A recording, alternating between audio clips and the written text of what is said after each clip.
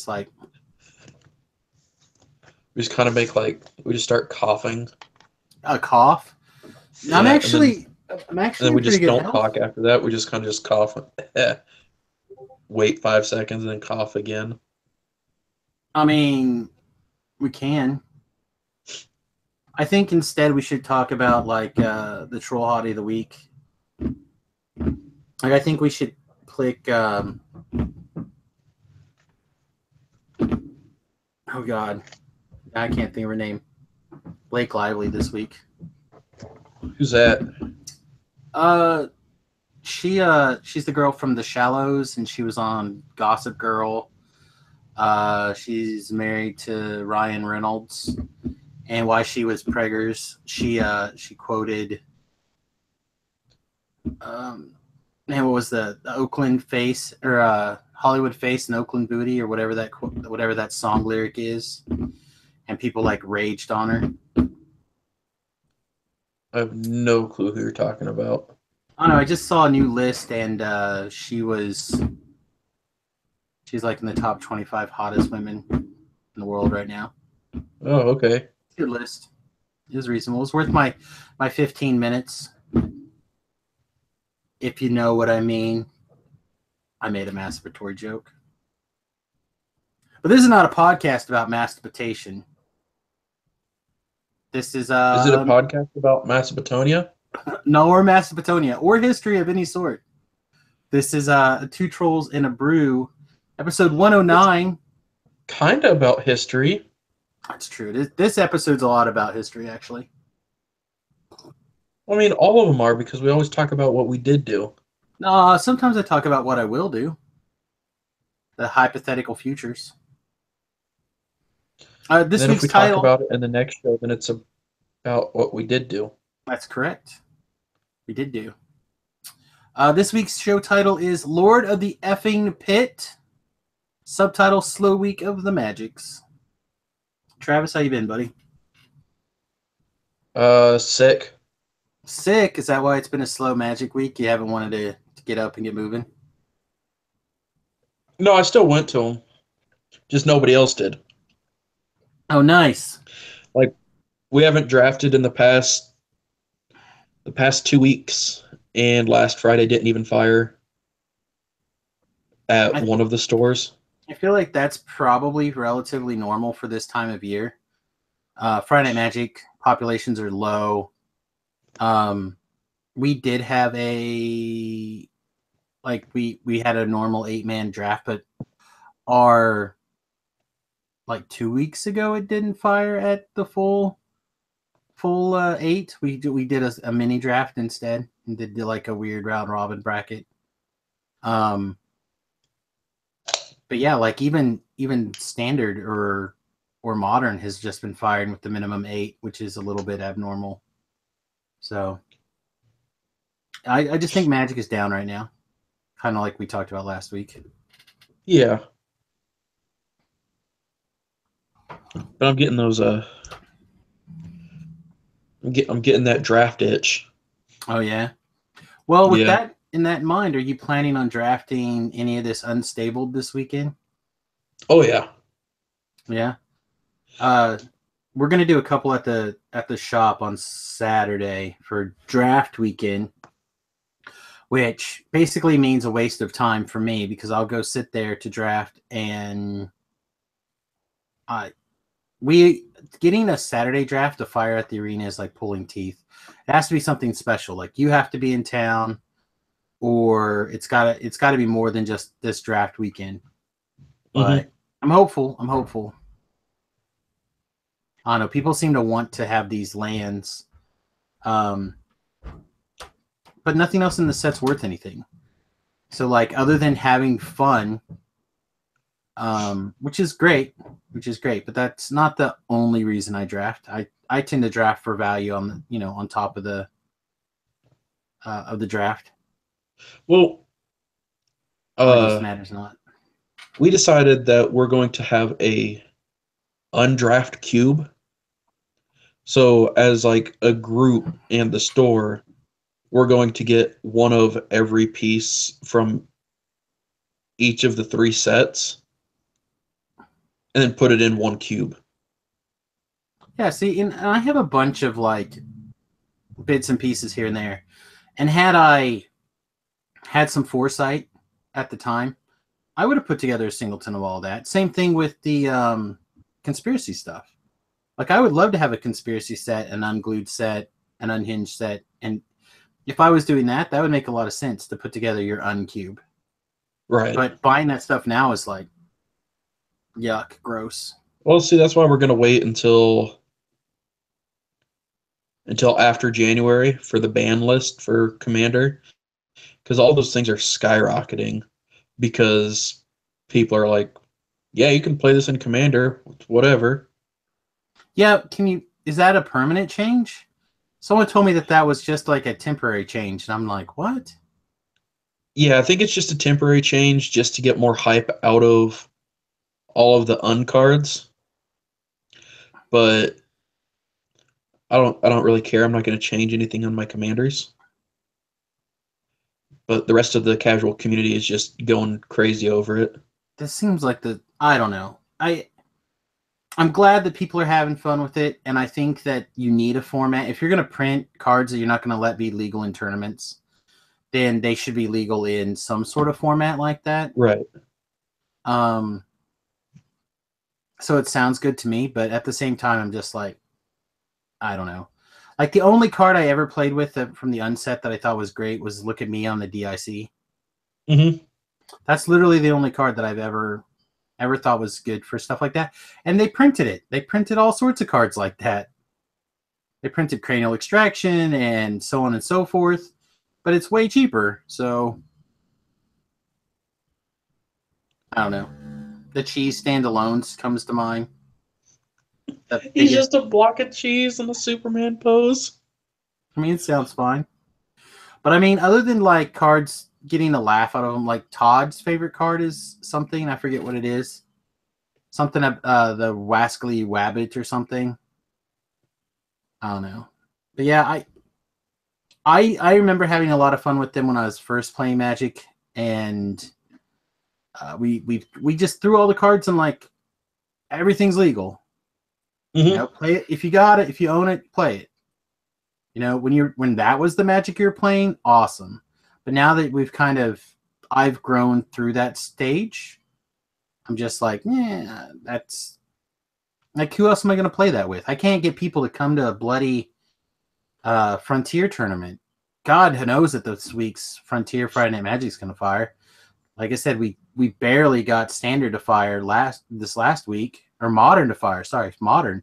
And Modern's like the big draw. That's usually like a 16-person tournament, and it barely fired. So I imagine Frontier is going to be like me and 3 other people playing around Robin. So I'm not really looking forward to that. Although I am very much looking to actually playing Frontier. So we'll see. Well, I'm sorry, man, that your drafts are not happening. Hopefully they'll pick up pretty soon. I just think with Christmas, stuff starts getting tight and people don't want to spend the extra money to come play at a Magic tournament. No, they'll spend the money because when I was there, people showed up, they bought a bunch of stuff, and they left. Yeah, but were they getting into the Magic tournament? They were buying Magic cards, but for themselves. Well, that's a difference between wanting something for yourself, I guess. I don't know. Like, my budget's taken a hit during this Christmas season. How about that? So I could see other people wanting to do the same. Something is beeping at me incessantly. Whatever. Let's get into troll cards. You have once again listed Metalwork Colossus. I think this is one of the cards that's been in your heart and soul. All right, so there's a funny reason for that though. I was playing a Reckless Fireweaver deck. Okay. So I just had a bunch of artifacts. But everybody knows that I love the Metalwork Colossus. So once I played Prismatic Omen, and then the next turn I played like a 1-drop artifact and then another Prismatic Omen, they're like, Are you playing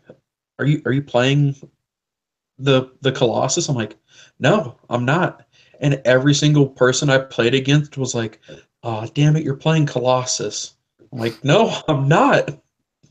So for me, it's the troll card because so many people know that I play it Well, if that they you were just upset when I just started playing a is, similar deck. isn't that just like, I don't want to say the epitome, but like one of the things that we are looking for in a troll card is something that a lot of people don't play. We get edges by, on one side, by it being unexpected, not really understanding what it is. But on the other Yeah, side, also by them going, okay, well, you love this card so much, I'm going to play around it because you're playing a deck that is probably in. And I just don't have a good answer for it unless I plan ahead and save for it. right. But you're not. So, I mean, there's another edge for you for a trolley goodness. Mine is Lord of the Effing Pit, obviously. We did what Iconic Masters or whatever it's called. I don't know. We were talked into it. The shop owner knocked a few bucks off, or threw in a prize pack. Half a pack per person. That's what it was. So we had 4 prize packs in the pool. We just had to buy our 3-pack entry fee, which was cool. Something that totally unexpected. And so we drafted, and my pack one was that 6/6 demon for 4 that says you can't win the game, but your opponents can't lose the game. And I'm like, okay, this seems like a deal. I don't know what the money cards in this set are or what the value is of anything, but a Frample 6/6 for 4 seems good. I just have to have ways to Yep. kill it, right? Like, that's not that hard. So I started taking things like Edict effects, that instant speed one that you reveal a dragon. I can't think what it's called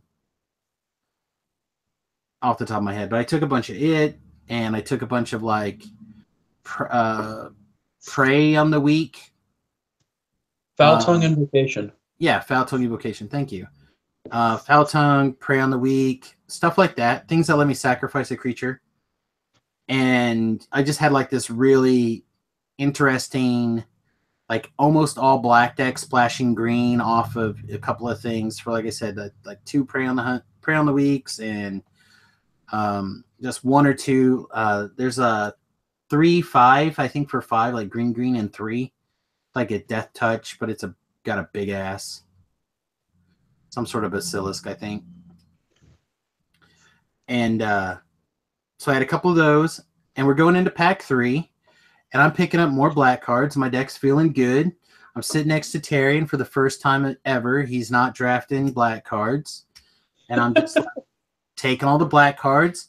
I'm like, well, maybe I don't even need to draft or play these green cards. And like pick 4 or 5, I get a Lord of the Pit.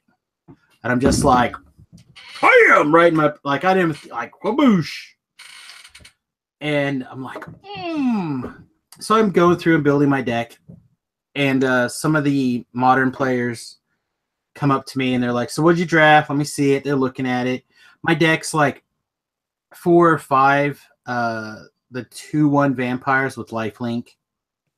A couple of combat tricks, like some cheap removal, like 2-3 drops, a 4 drop, with that flyer, a couple of these 3/5s, and like a Lord of the Pit. And they're just like, your deck is so bad, you're never gonna win anything. I'm like, but my deck has Lord of the Pit in it. It's 1993, bitches, and it's good to be alive. So I like start playing, and I'm beating down my first round opponent. Lord of the Pit's in my hand. I have 7 mana, but I don't want to show it to him because he's already dead on board, right? So Right. I keep it. We shuffle up the next game, and I beat him down, never see Lord of the Pit. I'm like, okay, that's fine. So then I play Remington, right? We're playing.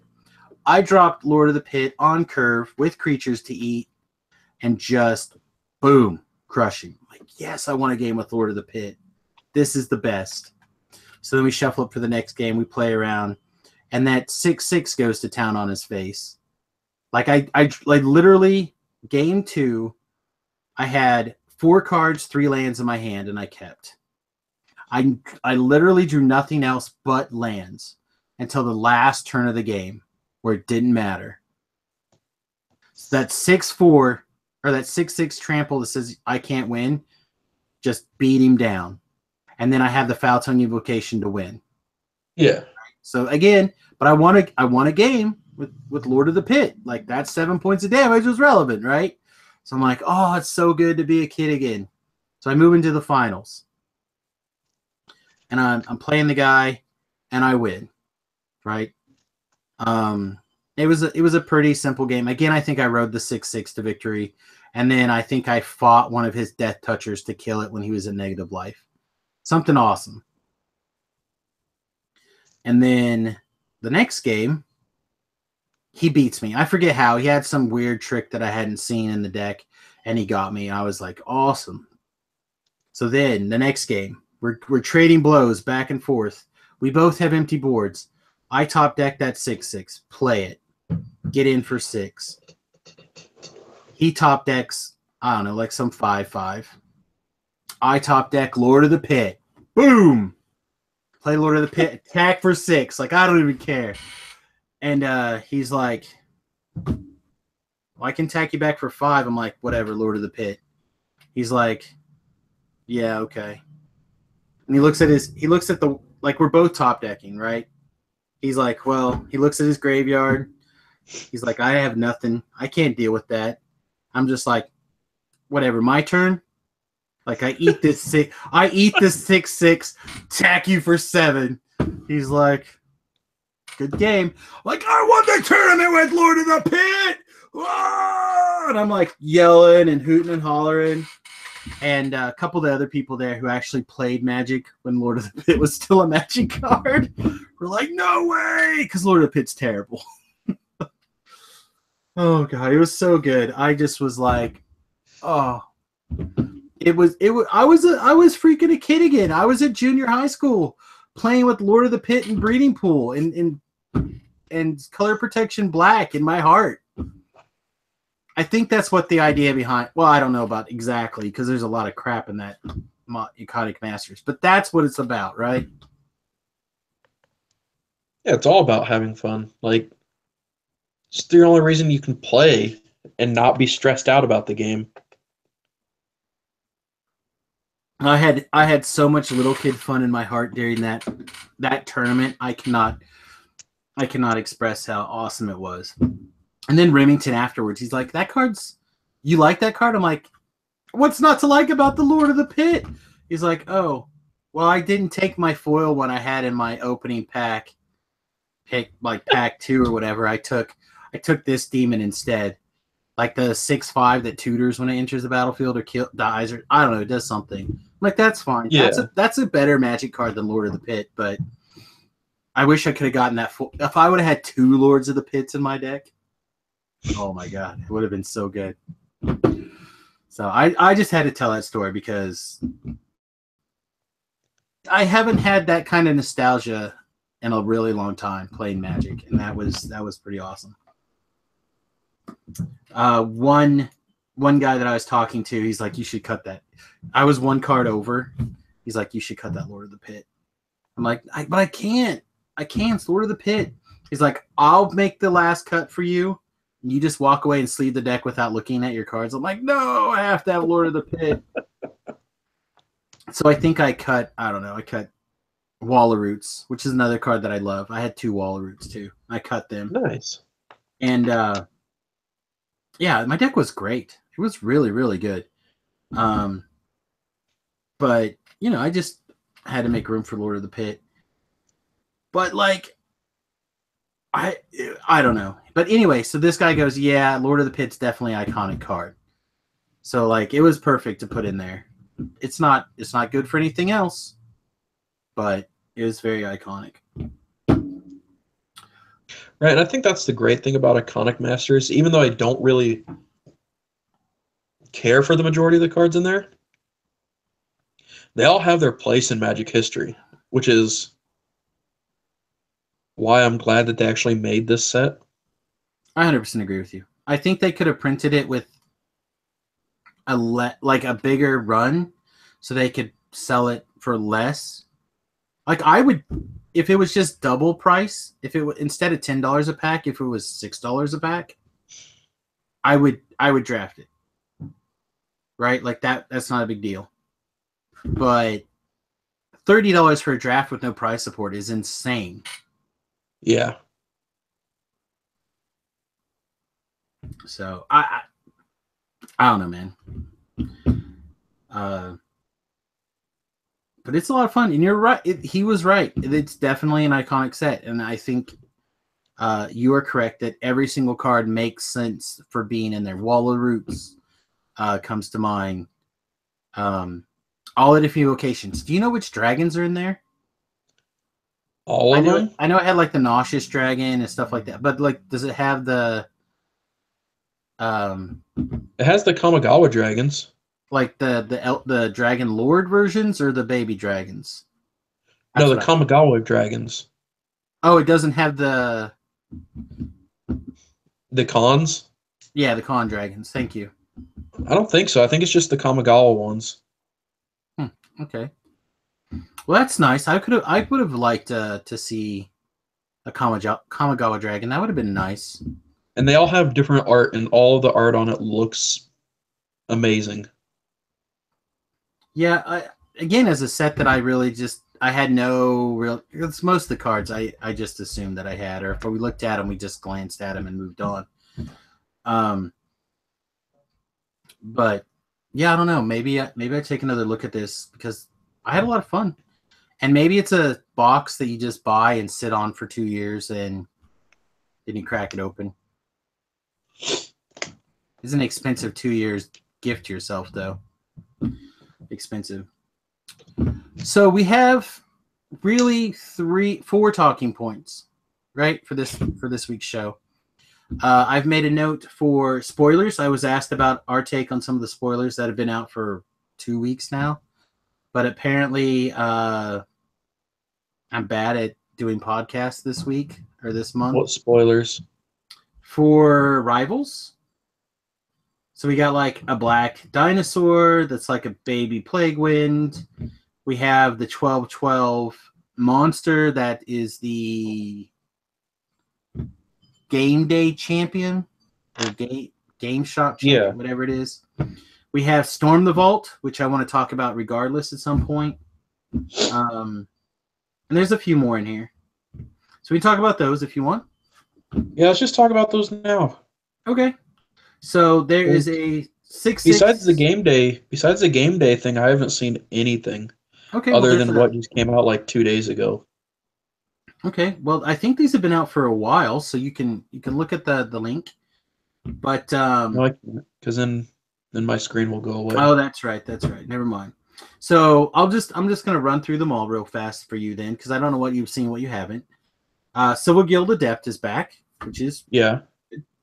Then there's a card called Tismotok, Primal Death. It's 6 mana, 4 black, for a legendary Elder Dinosaur. It's a 6/6 with Death Touch. But it has a black, reveal it from your hand, put a prey counter on target creature, aka flag this creature, and you can only do it on your turn. But then when he enters the battlefield, you destroy each creature's your component's control with a prey counter. So if your opponent starts putting prey counters on your creatures, your guy doesn't eat your guys. It only eats their guys. Okay. So again, Plague Wigginy. I think it's a cool card. I don't know if it's going to be good or not. It could be very good. It could be one of those finishers that you want in the black deck or the Grixis deck or whatever. We just like to fill the turn. You're like, okay, well, I'm gonna burn this black mana, make you fear it. But it could be really good. Then we have this may be newer. It's called Brass's Bounty. It's 7 mana sorcery, 6 and a red. Each land you control, create a treasure. That's it. Seems pretty straightforward. It's very expensive, But I guess if you could cheat this thing in a free, that could be insane. Then we talked about the Primer Hunter a couple of weeks ago. This card I'm getting more and more hyped on. Storm the Vault, I want to talk about specially here in a little bit, so we'll skip that one. Captain's Hook. I have the feeling it's a flip card. They don't have everything listed here on Salvation, but it's an equipment that equipped creature gets +1/+0 and menace, and if it is a pirate in addition to its other types. When it becomes unattached from a permanent, destroy it. Equips for 1. I don't know what the converted mana cost is, or like I said, if it's a flip card or anything. But we just have that part. The Immortal Sun, it's a 6-mana legendary artifact. You jump in anytime you want to, by the way. Players cannot activate loyalty abilities of planeswalkers. That could be lots of fun. And how much does that cost? 6 mana. What colors? It's an artifact. Oh, cool. But that's not all. Oh, good. There's more. There's more. At the beginning of your draw step, draw an additional card. Okay. It's a one-sided Howling Mine. Yeah. But that's not all. Would you like some more for your 6 mana? For 6 mana, yeah, I would love some more. Holy crap. How would you like your spells to cost 1 generic mana less? I would love it. But, wait. Also, how about creatures you control get +1/+1? I won't play it in a creature deck. This thing is nuts, right? So, it's shut down Planeswalkers. I think that's the perfect addition for Colossus Dinosaur. Probably. So, no Planeswalkers, 2 cards a turn, Storm Enabler, and an Anthem. Yeah. All right. This is a card that I would consider playing in my commander deck. The only commander deck I have. Is it legendary? It is legendary, yes.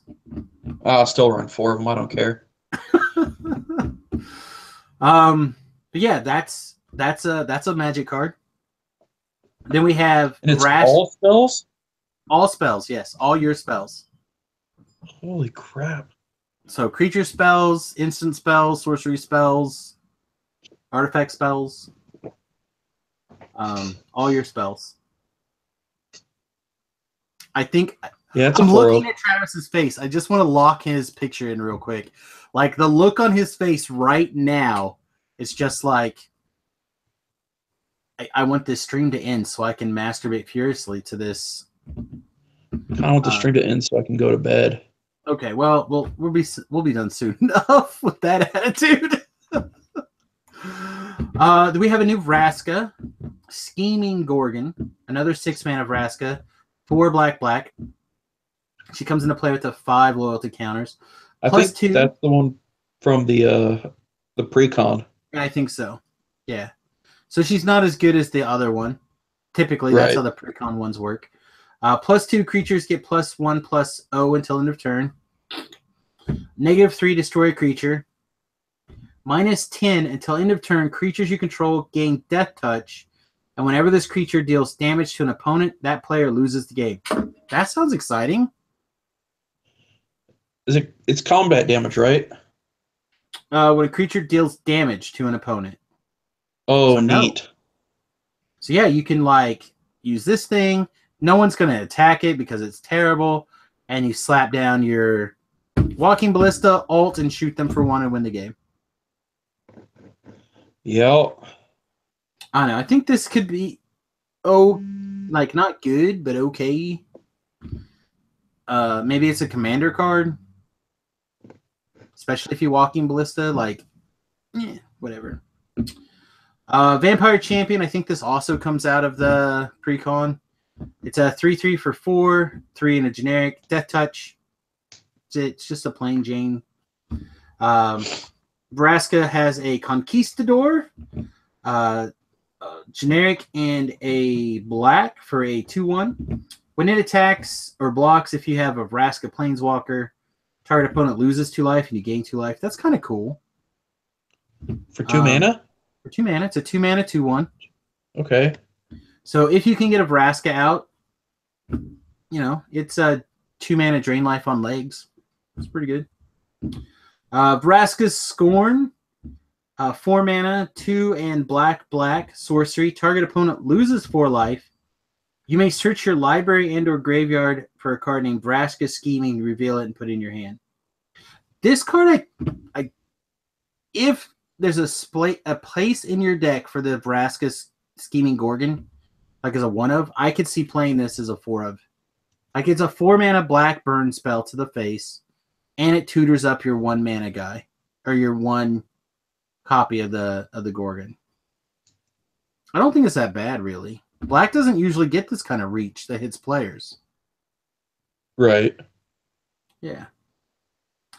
Let's see. Then we have the Minotaur Pirate Planeswalker, which it's got a lot of text. Again, it's 6 mana for a 5 loyalty Planeswalker. This is the bad one. Before you read the loyalty, this is the bad one.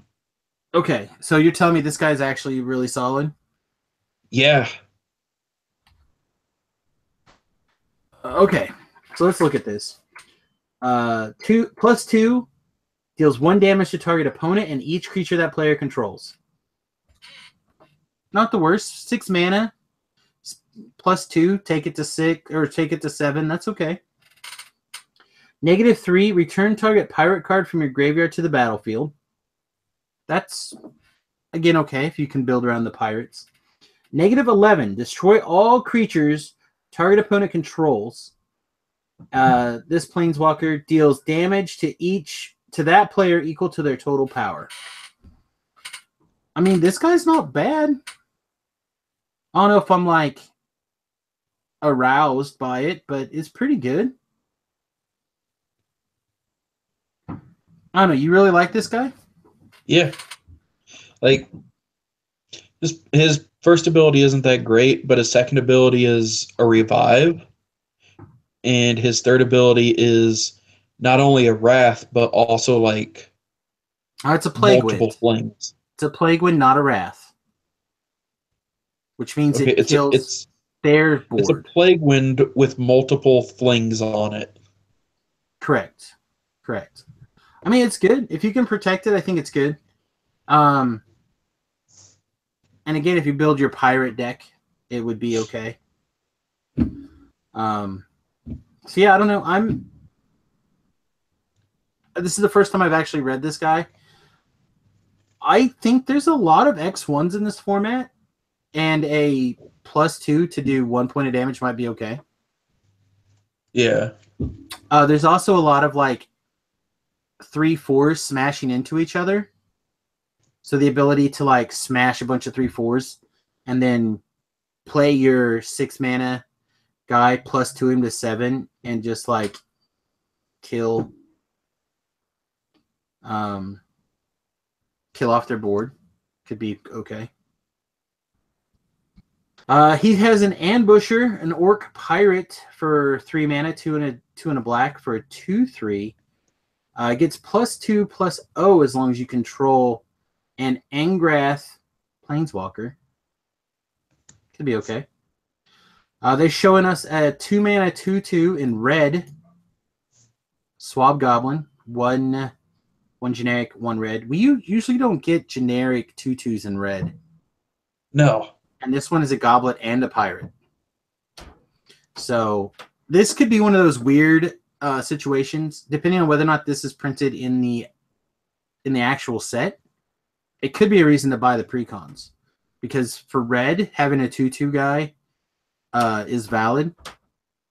And if you have a good pirate strategy, or you might just need a creature on the curve. So it could be quite good. And then we have the summoning sorcery spell, Angrath's Fury, 3 black red, destroy target creature. That seems good. Angrath's Fury does 3 damage to target player. And you may search your library for Angrath Pirate, Minotaur Pirate. Put it in your hand. I still think I like the Vraska Scorn a little bit more, just because it costs 1 mana less and is not 2 different colors. But this card is very good. Kill a creature and 3 to the face for 5 mana.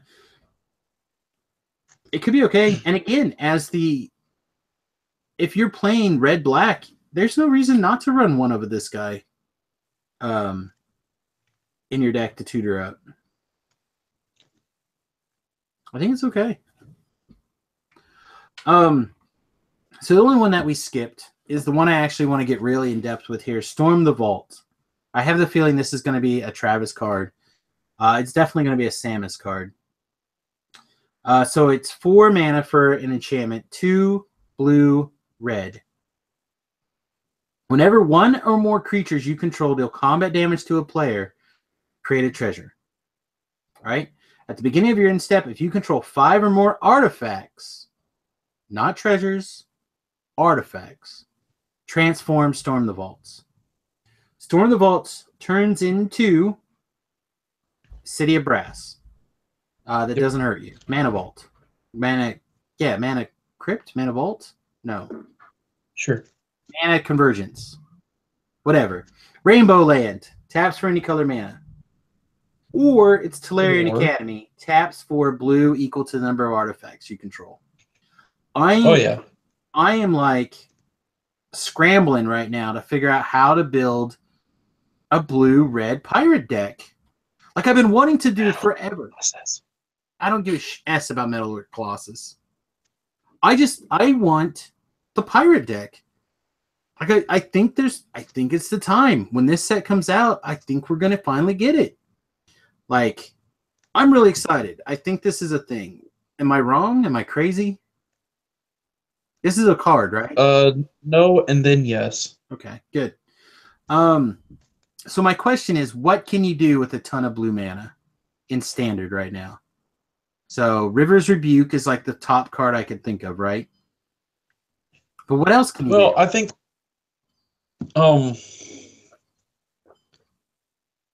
and since it's making, I guess it could make treasures, but I don't know, the way I'm going to play it, it's not going to make treasures. It's just going to flip because there's going to be 5 artifacts. But when I first saw the dinosaur, the 12/12 that costs less, I was like, all right, well, Colossus is going green now. So that way I can like drop a Colossus for free, then pay 2 mana and have a 12/12 in the same turn. And it's like, all right, here you go. But then I saw the Storm the Vaults, and I'm like, dude, now you can make at least 5 mana by tapping 1 land. Yeah. And that made me happy as well. So I was like, yeah, no, this is happening now. So I don't know, it's just going to make it easier to cast. Anyways. I mean, I don't disagree. I think it'll be great in your deck, right?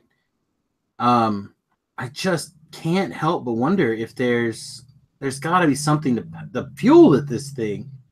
Like there's a beast out there, right?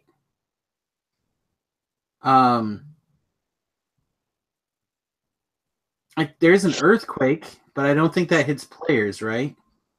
No, earthquake and Heaven to Earth doesn't hit players. Is there Torment to Hailfire? Yeah, we can keep talking about cards that don't need to be talked about if you want. I mean, it's fine. That card's awesome. It just sucks that you don't know how to play it right. I actually lost the game to Magic to it on testing on Monday night for the first time. Yeah, because it's a good card. The guy, no, it's not. The guy he hit me for, I think, 30 or something. Like it was 12 or 15 mana. And I discarded a bunch of cards, and I had a couple of permanents, but it still hit me for a bunch. I'm like, okay, well, any other time, this deck would have probably won a long time ago. But yes, in this one situation, it was good. Oh my God, is Release the Gremlins coming back because of this card? Oh, it totally could. You could power a Cut to Ribbons. You want this deck to be Grixis? No, probably not. Maybe. Oh, so you're going to cut to ribbons for the black, but not the Torment? Yes, 100%, because it's a good card. A Torment is? I No, agree. cut to ribbons. No, I was just looking to see if there's any kind of fireball, which there's not, which sucks. Yeah, there's Torment. It's not. That doesn't count. Torment of Heckfire, whatever it is just terrible Magic card. Waste of counts ink and more. card. Waste of ink and cardboard. Yeah, I don't know. I think there's some real potential here. Like a Pirate Saheeli deck. One of these really cool artifact, like one of each of these really cool artifacts, like the Immortal Sun, and probably a few other really cool cards. Over the lifespan of Standard right now, that's currently legal, and maybe you use all this mana to be able to Whirl of Invention. Like maybe it's time for that card to be good. I don't know. I think there's a lot of really interesting possibilities, and I really hope it's the Pirate deck. I hope the Pirate deck makes it. But I can totally see it be played. Like it just slots right into your Colossus deck. Yeah, I mean, especially since it's a rainbow mana. Oh yeah, 100%. I don't see being able to have 5 artifacts on turn 4 very often. You have to play some pretty bad ones to do that. I mean, I don't think I'm going to be playing it on turn 4. It's just going to be like the other Colossus deck that I had before, where it's just I play this garbage, I play this garbage. All right, look at my board state as I'm killing your stuff also, and then here's Colossus. Right. And see, in my mind, I want to play this sucker on turn 4 after, like, playing an artifact that fixes my mana if I need to, whatever that map is called or whatever. Hopefully Treasure? not crack it. Maybe. Not the treasure map. The other one. That you sacrifice to go get a basic land. Oh, thematic? Sure. One of the maps. There's a couple of them, right? In Standard right now. One comes into play tapped and costs no mana, and another one comes into play untapped but costs a mana. One of those, like on 2, I want to cast, I don't know, maybe like that 1/1 goblin that makes a treasure when it comes into play. And then on 3, I want to cast like Glannery Storm, attack, get a treasure. And then on turn 4, I want to attack. I want to play this, attack, get 2 treasures, right? So now I have my 5 artifacts on turn 4, turn this thing over, and then be able to like Pirates Ruse on my 1/1 pirate to blink it, you know, to block and make another treasure. You know, and then untap and play like something like River's Rebuke and just like I don't know. I want Magical Christmas Land, Travis, so bad. I know when I actually start building this deck, I'll be like, oh, this is too Magical Christmas Landy for me. Get out of here. But right now, that's what I want. I'm still riding high off of my Lord of the Pit victory. Speaking of reality checks, I spent the last 2 weeks testing this Grixis energy deck. I think I talked about it just ever so briefly a couple of weeks ago. Something that I got straight out of a Channel Fireball article. And I'm having this real tough time fighting to get to 5 lands. I got really spoiled from last Standard, where you had 8 2-mana acceleration spells. In I can't even think of what it's called now. Where if you had a waste, you put it into play. It was basically rampant growth. Yeah. And then also with the Warping Whale, making a mana. Like racing to 5 was definitely a thing that you could do last Standard This standard, not so much the case, at least not for me. And I really wonder if playing something terrible just to enable getting to 5 mana first is actually a viable strategy now. Like playing a primarily red deck so you could play that goblin to make an energy on turn 2, just so on turn 4 you have 5 mana and you can drop your dragon first. Feels okay to me. Anna, what do you think? Have you been having any troubles getting to 5? No. But you play like the crazy decks that are like 8 3-mana accelerator spells, right? Right. And if I'm not doing that, then I don't care about getting to 5 because I have a bunch of 2-drops. That's fair. Like there's no in between with me. It's either the shortest game possible or the longest game possible. Yeah. I don't really care for mid-range decks. They're kind of meh. Yeah, I guess that's something I have to really look at. Like, I don't mind playing an aggressive deck, but I don't. That's not my first place prerogative. I do like playing the. I'm gonna crush the tentacles you, and then I'm gonna attack you with my token, and then I'm gonna play my 2/2 that puts it on top of my deck, and then I'm gonna do something crazy to draw my card, and then I'm gonna crush the tentacles to put the card back in my. You know what I mean? Like I like playing that stuff, but really when it boils down to it, I'm a mid-range player probably. I don't know. We'll have to just. I got to do some brewing. I have to do something. I feel like I've been playing this Conley combo deck now, basically all season. I like it. I feel really comfortable in it.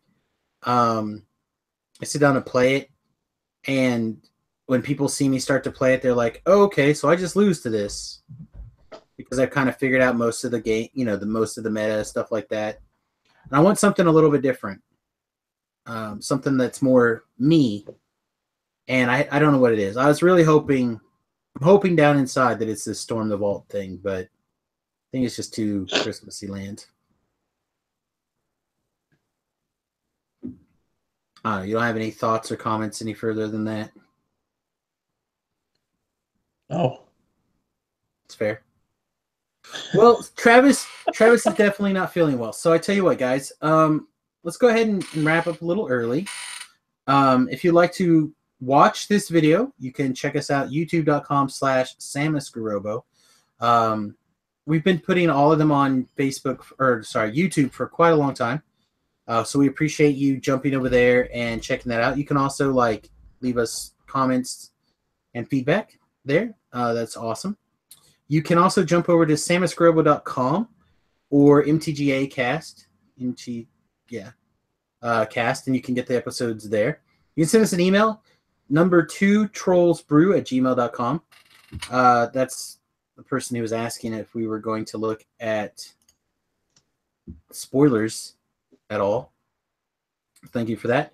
You can also check out the Twitch page, twitch.tv/SamusGarobo, or follow us on Twitter. I'm, of course, again, Samus Garobo, and Travis is Turtle Power 319, a.k.a. Mean Santa. I think that's because he has a beard and he's not very nice. Oh, he just gave a big thumbs up. Give us another big thumbs up. Like that. Like masterful, sir. One more time. Oh my God, so good.